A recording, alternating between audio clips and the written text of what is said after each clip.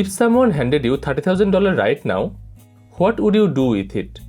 You could buy a brand new Toyota Camry, you could put a down payment on a house, or you could buy this.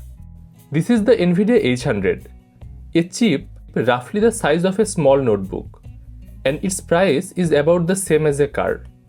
Now here is the thing. To train a modern AI system, you don't just need one of these. You need tens of thousands of them, all running together at the same time. We are talking hundreds of millions of dollars just in chips. For most of computing history, this was not how it worked. Computation got cheaper over time. Your phone today is more powerful than a 90s supercomputer and costs a fraction of the price. That's just how technology goes. But AI broke that rule. The more capable it gets, the more expensive it becomes. And yet, the richest companies in human history are spending billions on machines that will be obsolete in just a few years. Today, we are going to look at where all that money is going and why building intelligence turns out to cost this much. Let's start with a simple question. Why does it cost so much just to make the chip? Before NVIDIA can sell an H100 GPU, someone has to manufacture it.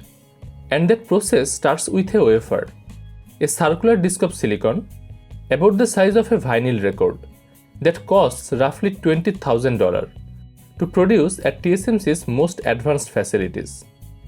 Now if we are making smartphone chips like the one inside our phones, a single wafer goes a long way. We can get nearly 500 chips out of one disk. A few can come out defective, but that's not a major problem. We still walk away with hundreds of working chips. But the H100's silicon core is about 9 times larger than the chip in our phone. That changes everything. From that same $20,000 wafer, we don't get 500 chips. We get around 65 to 70. And here is where it gets interesting. Imagine you are baking cookies. If you make small ones, like hundreds per tray, and some of them are damaged, you lost maybe one or two, a tiny fraction. But if those cookies are bigger and fewer fit on the tray, that same number of damaged cookies now wipes out a much larger share of everything you baked. In chip manufacturing, that kind of damage is basically a microscopic defect in the silicon. And because these chips are so large, these defects destroy a much bigger portion of the wafer.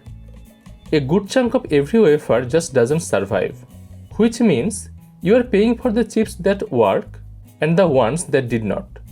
By the time you account for all of that, the raw silicon alone, before anything else, is already costing hundreds of dollars per chip.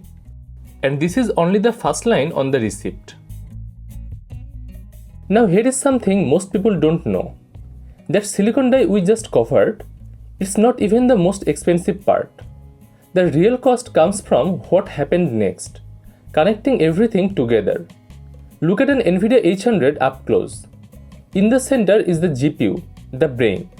Surrounding it are 6 stacks of memory called HBM or high bandwidth memory. Each one is built by stacking multiple layers of memory vertically, connected through microscopic copper-filled holes drilled straight through the silicon. Now here is the challenge. The GPU and these memory stacks need to communicate constantly at over 3 terabytes per second.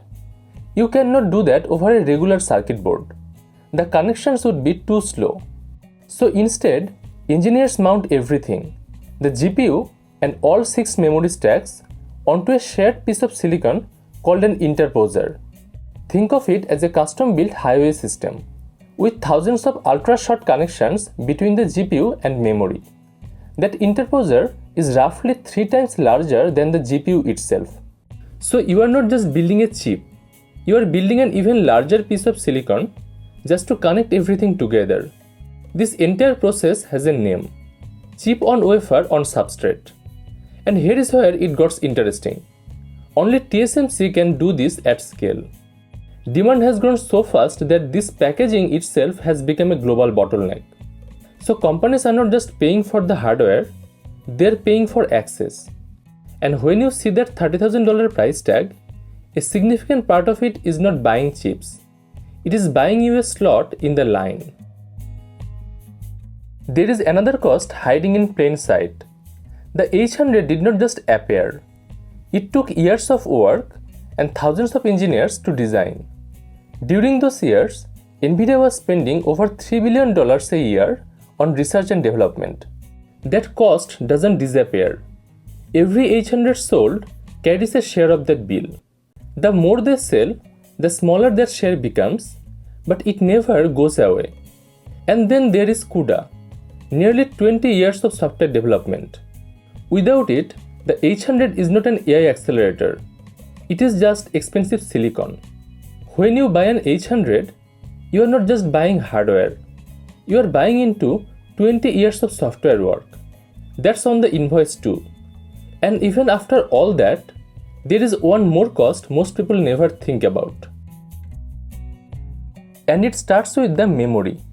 Remember those HBM stacks surrounding the NVIDIA H100? There are 6 of them. And they are not just fast, they are expensive. HBM costs roughly 5 times more per gigabyte than regular DDR5 memory. And the H100 needs 80 gigabytes of it.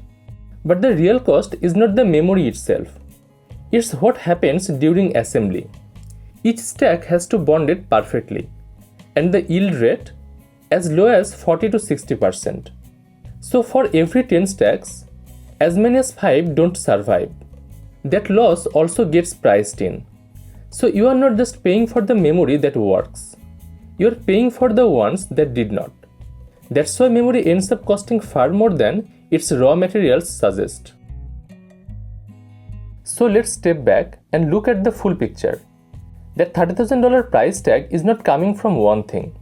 It's layers of cost, all adding up at once. The silicon, the packaging, the engineering, the software, and the failures. When you add all it together, you get the invisible receipt of AI. And that's why these machines are not getting cheaper. They are getting more expensive. Because at this level, you are not just buying compute. You are paying for the boundary of what is physically possible.